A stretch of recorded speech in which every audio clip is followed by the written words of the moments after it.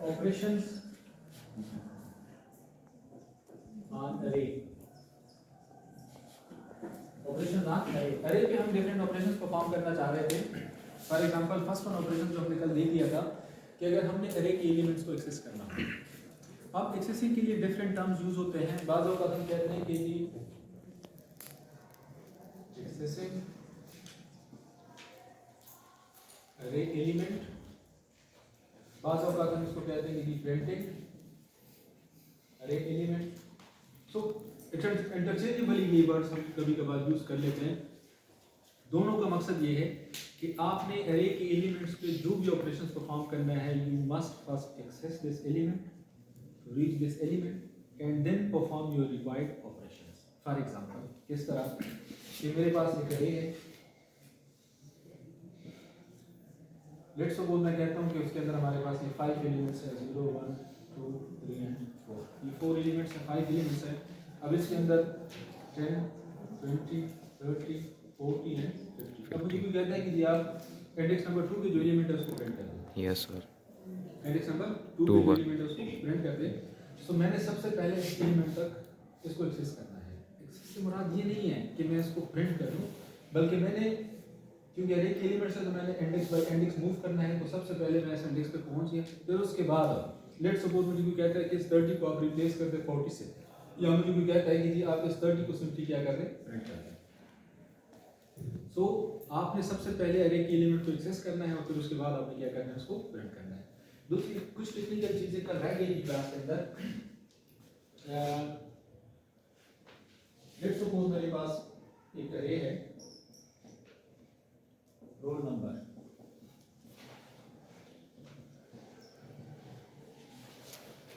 दस एलिमेंट्स की मैंने एक अरे बनाई, इंटीजर अरे. उसके अंदर फिलहाल मैंने वैल्यू रखी 10 20 एंड 30. अच्छा, अरे के बारे में अगर हम डेफिनेशंस को थोड़ा सा रिमाइंड कर ले तो हम कहते हैं कि array is a collection of different elements. Array हमारे पास कलेक्शन है different elements that are stored in consecutive memory location. In consecutive memory location. अब अगर हम मेमोरी रिप्रेजेंटेशन इसकी देखें, so somehow it will look like that. Let's suppose मैं इसको 5 कर देता हूँ. 10 20 and 30 एलिमेंट्स आप दें. ओके. दूसरी तरफ हम ये कहते हैं कि हम अपने प्रोग्राम के अंदर जब कभी कोई भी वेरिएबल डिक्लेयर करते हैं. फॉर एग्जांपल मेरे पास एक वेरिएबल है x is equal to 10. Computer memory के अंदर इस 10 के लिए कंपाइलर ऑपरेटिंग सिस्टम से रिक्वेस्ट कर लेगा कि मेरे पास एक वेरिएबल है x, तो उसके लिए जाके मेमोरी के अंदर कोई जगह रिजर्व कर दें.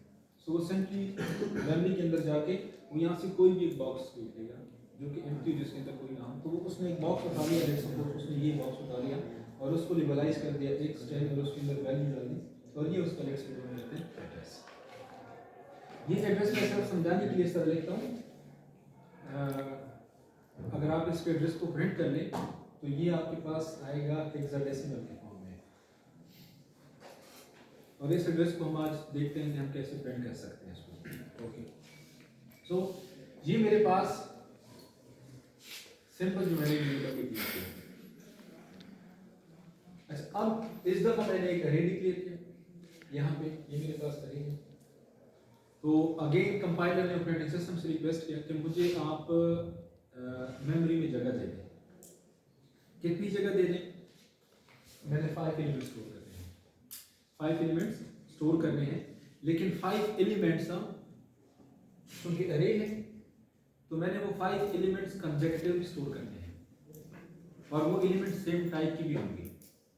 अब वो मेमोरी के अंदर कोई ब्लॉक असाइन करेगा या सिंपली सेल असाइन करेगा उसको.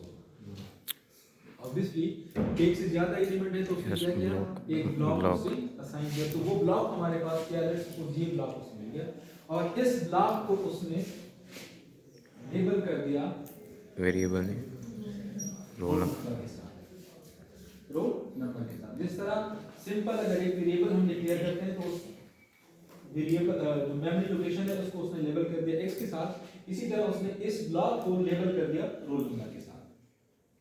दूसरी बात हम ये कहते हैं कि हमने अपने प्रोग्राम के अंदर जब कभी कोई वैल्यू यूज करनी है, कोई कांस्टेंट वैल्यू यूज करनी है, वो इंटीजर कांस्टेंट है, कैरेक्टर है, स्ट्रिंग है, व्हाटएवर, सो जो भी कांस्टेंट वैल्यू है, that must be stored on a particular address. That must be stored on a particular address. अच्छा, ये सिंपल वेरिएबल था, तो उसका तो मुझे पता चल गया कि मेरे पास इसका ये एड्रेस है। इस अरे के अंदर कितनी वैल्यूज हैं? 3। लेट्स सपोज 5 की हमने डिक्लेरेशंस किया कि मैं 5 एलिमेंट्स इसके अंदर स्टोर करूंगा, लेकिन फॉर द टाइम बीइंग मैंने 3 वैल्यूज सिर्फ यहां पे टिक की है।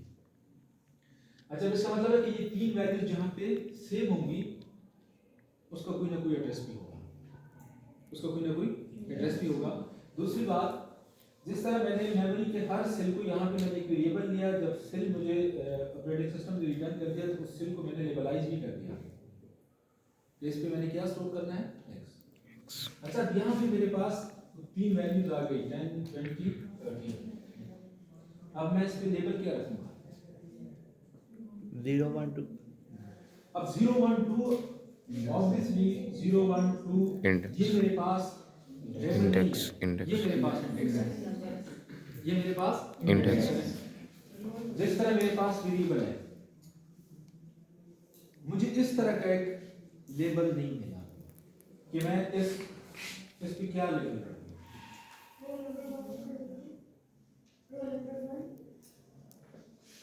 नहीं, रोल नंबर 1 कोई तरीका है, थोड़ा सा बाद में उसको देख लेते हैं, लेकिन फिलहाल आप लोगों ने ये समझना है कि इस अरे को सिर्फ मुझे जो भी ब्लॉक असाइन हुआ, उस पूरे ब्लॉक को मैंने लेबलाइज कर दिया रोल नंबर के साथ। अच्छा, अब अगर इसको मैंने लेबलाइज कर दिया, इस ब्लॉक को मैंने लेबलाइज कर दिया इस तरह, तो जिस तरह मैंने x को लेबलाइज किया था, तो इस x का मेरे पास एक मुख्तलिफ एड्रेस था। इसका मतलब है कि जब मैं इस पूरे ब्लॉक को लेबलाइज कर लूंगा रोल नंबर के साथ, तो इसका भी मुझे एक कोई खास एड्रेस मिलना चाहिए। तो वो खास एड्रेस इसका क्या होगा? 4 के हिसाब से जो स्टार्टिंग एड्रेस होगा ना, यस, फॉर उसका एग्जांपल ये इसका मैं कहता हूं कि मेरे पास 200 इसका स्टार्टिंग एड्रेस है। यस, तो वो 200 जो स्टार्टिंग एड्रेस होगा, जिस तरह x वेरिएबल का एड्रेस क्या है? 1000। इसी तरह जो नेम ऑफ अरे है, उसका एड्रेस क्या होगा? 200। इसकी एक्चुअल रिप्रेजेंटेशन फिर कैसे बन सकती है हमारे पास? लेट्स सपोज मैं कहता हूं कि ये मेरे पास रोल नंबर अरे है, इस अरे का एड्रेस क्या है? 200 है, और उसके अंदर एलिमेंट्स हैं।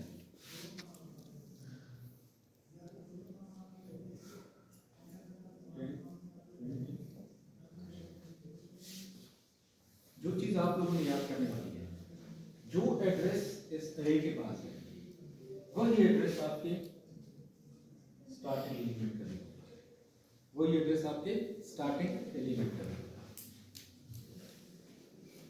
अच्छा, जो 20 यहाँ पे सेव है, इसका एड्रेस क्या होगा? 204 204 क्यों होगा इसका एड्रेस? इंटीजर।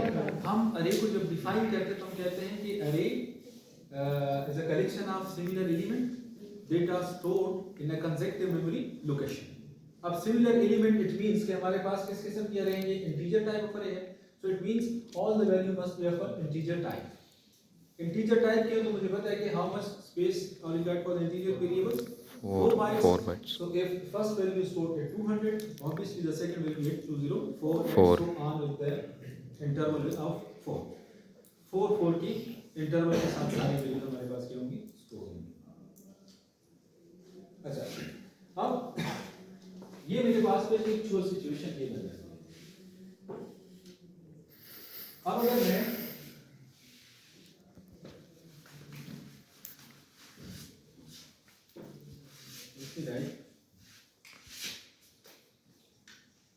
मेन प्रोग्राम के अंदर मैंने वही अरे किया है, रोल नंबर 5, 10, 20 and 30। अब मैं यहाँ पे लिखता हूँ काउट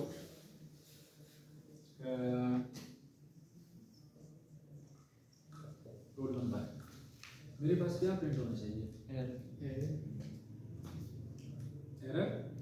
यस एरर क्यों प्रिंट हो? सर वो पूरा नहीं है, सिंटैक्स नहीं लगाया, रोल नंबर को हम एक्सेस नहीं कर नहीं कर सकते। सकते। ओके, इसको अगर आप लोग रन करेंगे तो आपके पास 200 प्रिंट होगा। क्यों 200 प्रिंट होगा? अरे के पास नेम ऑफ अरे के पास क्या है? 200 का एड्रेस है, 200 का एड्रेस है।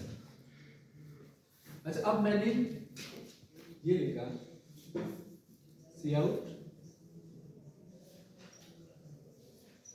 Star roll number. अब क्या प्रिंट होगा? या एरर? एरर अच्छा, इसका मैं थोड़ा सा बता दूं। यहां पे मेरे पास अब प्रिंट होगा 10। 10 मेरे पास क्या है? First element starting number, first value of the अरे, फर्स्ट वैल्यू ऑफ द अरे। क्या मतलब है इसका? ये जो स्टैटिक मैंने यहाँ पे लगाया है, इसका मतलब है यहाँ पे, इसको हम कहते हैं पॉइंटर कंटेंट ऑफ ऑपरेटर। मैं ये कॉन्सेप्ट पॉइंटर का, लेकिन पॉइंटर मुझे तरीके हमने नहीं पढ़ा, तो जस्ट मैंने इसका content of operator. Content of operator से क्या मुराद है कि रोल नंबर के पास तो बेसिकली एक एड्रेस होता है। कौन सा एड्रेस है उसके पास? 200। ये स्टैटिक उसे ये बता रहा है कि 200 एड्रेस पे जो वैल्यू पड़ी है वो वैल्यू क्या लिखा है? कंटेंट ऑफ ऑपरेटर कि please display the content at this address. So roll number के पास क्या एड्रेस है? 200। सो 200 एड्रेस पे जो वैल्यू पड़ी है आपके पास, वो सिंपली क्या कर दें? वो डिस्प्ले करवा दें। सो वो सिंपली हमारे पास क्या हो जाएगी? डिस्प्ले हो जाएगी। ऐसा। अब इसके आप लोगों ने इसके साथ कंफ्यूज नहीं होना। लेट्स मेरे पास एक वेरिएबल है x इक्वल टू 50। सर वो रोल नंबर के साथ फिर वो एड्रेस ऑपरेटर भी नहीं है कर, फिर ही एड्रेस उसका प्रिंट होगा यहाँ पे। Yes sir. Let me show that. मेरे पास एक सिंपल वेरिएबल है x इक्वल टू 10। अच्छा, x इक्वल टू 10 अगर मैं यहाँ पे सिंपली लिख लेता हूँ सी आउट x, क्या प्रिंट होगा मेरे पास? 50 प्रिंट होगा। मेमोरी रिप्रेजेंटेशन मेरे पास क्या है? x 50। Let's suppose address is 500। Now I want to print the address. अब मैं इसका एड्रेस प्रिंट आउट करना चाहता हूँ। उसके लिए मैं क्या करूँगा? सी आउट एड्रेस ऑफ ऑपरेटर। इसको हम एड्रेस ऑफ ऑपरेटर कहते हैं। दो किस्म के ऑपरेटर हम यूज करते हैं, एक हमारे पास स्टैटिक और एक हमारे पास एम्परसेंड साइन। एम्परसेंड साइन हम यूज करते हैं एड्रेस ऑफ ऑपरेटर, और ये हम यूज करते हैं कंटेंट के लिए। अच्छा, अब ये मैंने कर दिया कि सी आउट। अब यहाँ पे मेरे पास क्या प्रिंट हो जाएगा? 500। अब मेरे पास एक और वेरिएबल मैं लिख लेता हूँ यहाँ पे int static p। Int static p ये मेरे पास क्या है?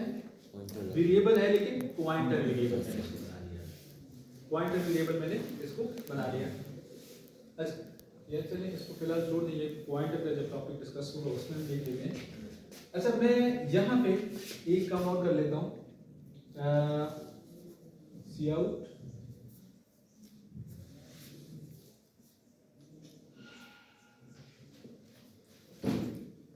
मैं ऐसे क्या बता रहा हूँ कि x का जो एड्रेस है सिंपली वो यस, और एड्रेस पे जो वैल्यू पड़ी है उसको प्रिंट वो कर सिंपली क्या करता हूँ? मुझे प्रिंट डिस्प्ले करके दे दो। इस प्रिंट करके देगा 50। अच्छा, यहाँ से क्वेश्चन ये आ गया कि मैं जब सिंपल वेरिएबल की बात करता हूँ तो यहाँ पे मैं उसे कहता हूँ कि अगर मैं ये लिखूंगा तो मुझे वो एड्रेस डिस्प्ले करके देगा। तो मैंने सिंपल वेरिएबल के साथ लिखा है एम्परसेंड साइन। एम्परसेंड साइन, जबकि यहाँ पे वो कह रहे हैं कि आपने सिंपल लिखा है रोल नंबर नेम ऑफ अरे, और आप कह रहे हैं कि यहाँ पे मेरे पास क्या प्रिंट होगा? एड्रेस प्रिंट होगा। तो आपने तो इसके साथ एम्परसेंड साइन लिखा ही नहीं है। अब इसके लिए आप लोगों ने एक टेक्निकल बात जो आप लोगों ने हमेशा के लिए याद रखनी है, name of array is an address. Name of array is an address. कि नेम ऑफ अरे बजाते खुद कुछ नहीं है, बल्कि आपका जो बेस एड्रेस है, जो स्टार्टिंग एड्रेस है, नेम ऑफ अरे actually represent this base address, this base address. जब कभी आपसे कोई पूछ ले कि नेम ऑफ अरे क्या है, आपने सिंपली कहना है नेम ऑफ अरे बेसिकली अ बेस एड्रेस। अब इस बात को वेरीफाई आप लोग कैसे करेंगे कि क्या बात ये जो मैं बात कर रहा हूँ यार, एक तरीका तो ये है कि आप लोग सिंपली इसको डिस्प्ले करवा दें, आपके पास एड्रेस आ जाएगा। एड्रेस ऑब्वियसली इस फॉर्म के अंदर नहीं होगा, हेक्साडेसिमल पॉइंट के अंदर होगा। अच्छा, अब मैं ये प्रूफ करना चाहता हूँ कि क्या बाकी अगर मैं ये लिख लूँ तो मेरे पास वो एड्रेस प्रिंट होता है या नहीं होता। आप लोगों ने एक कॉन्सेप्ट पढ़ा होगा,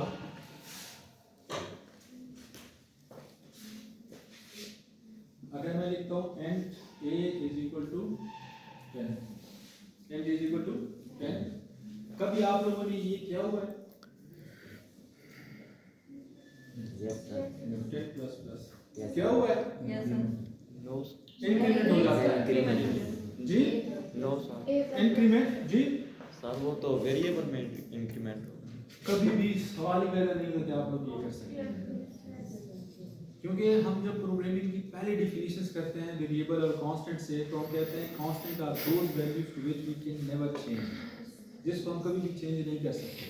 जबकि इसके मुकाबले में वेरिएबल्स की वैल्यू होती है, वेरिएबल्स होते हैं उसको हम चेंज करते रहते हैं। सो हम ये लिखते रहते हैं, लेकिन ये वाली Yes, स्टेटमेंट हमने कभी भी नहीं लिखी और ये कभी लिखनी भी नहीं है। इसका मतलब है कि मैं कांस्टेंट को कभी भी इंक्रीमेंट नहीं कर सकता, नहीं कर सकता। नेम ऑफ अरे को मैंने क्या कहा base address. कि name of array is basically N address, name of array is basically an address. सो ये एड्रेस कांस्टेंट है या नहीं है? कांस्टेंट है। तो इसका मतलब है कि अगर मैं यहाँ पे ये roll number basically this represent 200, आप लोग सिर्फ एक काम कर लें अपने इस प्रोग्राम के अंदर, यहाँ पे आप लोग लिख लें roll number plus plus, roll number plus. अब देखने में ये लग रहा है कि ये रोल नंबर तो मेरे पास just like in variable name, variable name की तरह है ना। तो जिस तरह मेरे पास लेट्स सपोज मैं यहाँ पे एक वेरिएबल लिख लेता हूँ, roll number is equal to 8। अब दोनों देख लें, ये भी मेरे पास variable, this is just like a variable but अरे, लेकिन दोनों के अंदर फर्क क्या है कि यहाँ पे मैं इसको अरे कहता हूँ, अरे मेरे पास क्या है बताते खुद, स्टार्टिंग एड्रेस होगा, कांस्टेंट है। अब कांस्टेंट को मैं कभी इंक्रीमेंट नहीं कर सकता। जैसे मैं ये लिखूंगा कंपाइलर मुझे यहाँ पे एरर देगा, constant can never be incremented. So मेरी बात पे प्रूफ हो गई कि नेम ऑफ अरे क्या है, बेसिकली स्टार्टिंग एड्रेस है आपके पास। स्टार्टिंग एड्रेस को आप इंक्रीमेंट नहीं कर सकते, मींस इंक्रीमेंट लिंक के लिए मेरे पास एक कांस्टेंट वैल्यू और कांस्टेंट वैल्यू को मैं इंक्रीमेंट नहीं कर सकता। अच्छा, अब बातों का क्वेश्चन ये आ जाता है कि फिर मैंने जब ये वैल्यू प्रिंट करनी है, जो फर्स्ट वन वैल्यू है, लास्ट टाइम मैंने कहा था आपसे कि जब कभी आप लोग अरे के एलिमेंट्स को प्रिंट करेंगे, एक्सेस करेंगे, तो हमेशा याद रखें you will use name of अरे। आपने नेम ऑफ अरे को लाजमन यूज करना होगा, नेम ऑफ अरे को लाजमन यूज करना होगा। लेकिन अगर आप simply name of array use करेंगे, that will print you in array, sorry that will print your base address, ये आपको सिंपली बेस एड्रेस प्रिंट करके देगा। लेकिन मैंने तो फर्स्ट जो एलिमेंट है उसको मैंने प्रिंट करना है। सो फर्स्ट एलिमेंट को प्रिंट करने के लिए आप क्या यूज करेंगे, लिखा था कि name of array in combination with subscript notation. So अगर मैं यहाँ पे लिख लूँ कि काउट रोल नंबर 0, अब ये मेरे पास क्या प्रिंट करके देगा, 10 एलिमेंट मुझे प्रिंट करके देगा। और प्रिंटर्स पर्पस आप लोग ये काम करें, आप लोग ये कर लें,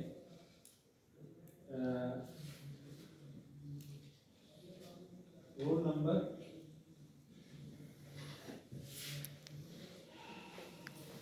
ये आप कर लेंगे, क्या ये हो जाता है या नहीं हो जाएगा? क्यों हो जाएगा? हो जाएगा। इस दफा मैंने इसको एक वेरिएबल बना लिया,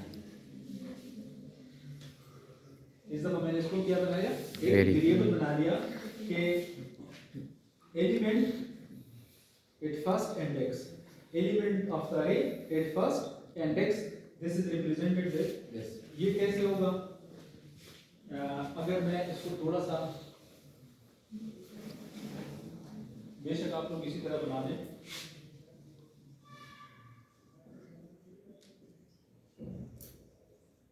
रूल नंबर 1, और ये मेरे पास कंप्लीट अरे जो है उसको मैं कहता हूँ रोल नंबर।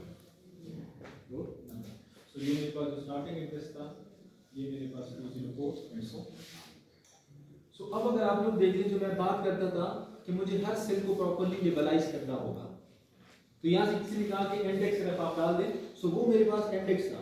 अब मैंने प्रॉपर्ली यहाँ पे लेबलाइजेशन कर दी 10 20 कि 10 की वैल्यू इस एड्रेस पे स्टोर है और उस एड्रेस पे लेबल क्या है, roll number of 0 means starting first element of the अरे। सिमिलरली जो सेकंड एलिमेंट होगा इट्स को, is it clear now? Yes, sir. अच्छा, दूसरी बात कि जो स्टार्टिंग एड्रेस होगा वो अरे के पास भी होगा और वो फर्स्ट एलिमेंट के पास भी होगा। अगर हमें स्टार्टिंग एड्रेस का पता चल जाए तो हम अरे के बाकी एलिमेंट्स का एड्रेस फाइंड आउट कर सकते हैं। कैसे फाइंड आउट करेंगे? नहीं, अगर स्टार्टिंग एड्रेस का मुझे पता चल जाए कि फर्स्ट एलिमेंट का एड्रेस 200 है, तो दूसरे एलिमेंट का एड्रेस क्या होगा? 4 इसमें सिंपली ऐड करते जाए, because integer variable require 4 bytes of space. Yes. Is it clear? So technically 2-3 बातें आप लोगों ने याद रखनी है, और ये गलती कभी भी आप लोगों ने नहीं दोहरानी। Name of array is an address, name of array is an address, and you can never do like that. आप कभी भी ये नहीं कर सकते, बिकॉज अगर आप ये करना चाहें तो इसका मतलब है कि आपने जो कांस्टेंट को डिफाइन किया था उसको आप वायलेट कर रहे हैं। कैसे वायलेट कर रहे हैं? आपने कहा था कि integers value can never B change, लेकिन आप यहाँ पे क्या कर रहे हैं? इंटीजर्स की वैल्यू को चेंज कर रहे हैं। सो ये नहीं कर सकते। Name of array is an address, या अरे कंटेन्स द स्टार्टिंग एड्रेस और the base address, the address of first element. अगर फर्स्ट एलिमेंट हम देखें तो अरे के पास जो एड्रेस होगा स्टार्टिंग एड्रेस, वही एड्रेस आपका जो स्टार्टिंग एलिमेंट होगा उसका भी वही एड्रेस होगा। सो ये 2 बातें आप लोगों ने याद रखनी है कि हम चेंज भी नहीं कर सकते, इंक्रीमेंट भी नहीं कर सकते। अच्छा, आप इंक्रीमेंट नहीं, दोनों के अंदर फर्क देखिए। लेट्स सपोज इसको मैंने रोल नंबर 1 लिखा है, 2 वेरिएबल्स हैं, रोल नंबर 1 और अरे का नाम है रोल नंबर। ये तो मैंने स्ट्रेट फॉरवर्ड कहा कि यू कांट डू दैट। आप यहाँ पे लिख दें roll number 1 plus plus, there is no problem. क्यों? अभी मेरे पास क्या है? रोल नंबर 1, ये मेरे पास ये नॉर्मल वेरिएबल है, नॉर्मल वेरिएबल है, और ये मेरे पास क्या है? नेम ऑफ अरे, नेम ऑफ अरे। सो नेम ऑफ अरे को मैं पहले क्या कहता था? It is just like a variable, लेकिन अब जब मेमोरी रिप्रेजेंटेशंस के पॉइंट ऑफ व्यू से हम बात कर रहे हैं तो अब मैं क्या कह रहा हूं कि नेम ऑफ अरे always contain starting address, and starting address is an integer constant or hexadecimal constant, and we cannot increment or decrement or even we can't change the constant value, so हम ये change नहीं कर सकते। Sir अगर सारे जितने भी अरे पे जो हमने वैल्यूज दी हैं उसको प्रिंट करवाना हो तो फिर क्या करें? सारे प्रिंट करवाने हो, एक तो मैंने कहा था फॉर लूप का हमारे पास है सर। अगर नंबर्स भी ना पता हो कितने हैं जी, अगर एड्रेस में पता भी ना हो कितने एंडिंग पॉइंट क्या है, फिर कैसे? एंडिंग हमें ना पता हो कि कितने हैं, और पुराना भी सबको प्रिंट है। आप ये देखें, you must specify the size। आप साइज के बगैर कर ही नहीं सकते। साइज आप ना दें कंपाइलर आपको एरर देगा कि प्लीज प्रोवाइड द साइज। सो एक तो यहाँ से मुझे पता चल जाएगा कि इसकी कैपेसिटी कितनी है। और यहाँ पे एक क्वेश्चन आ जाता है कि चले कैपेसिटी मुझे पता चल गई कि कैपेसिटी कितनी है 50, लेकिन मैंने एलिमेंट्स कितने स्टोर किए हैं 3। अब आपकी जो बात है वो इस तरह हो सकती है कि मेरे पास एक अरे इस फॉर्म के अंदर आ जाए n रोल नंबर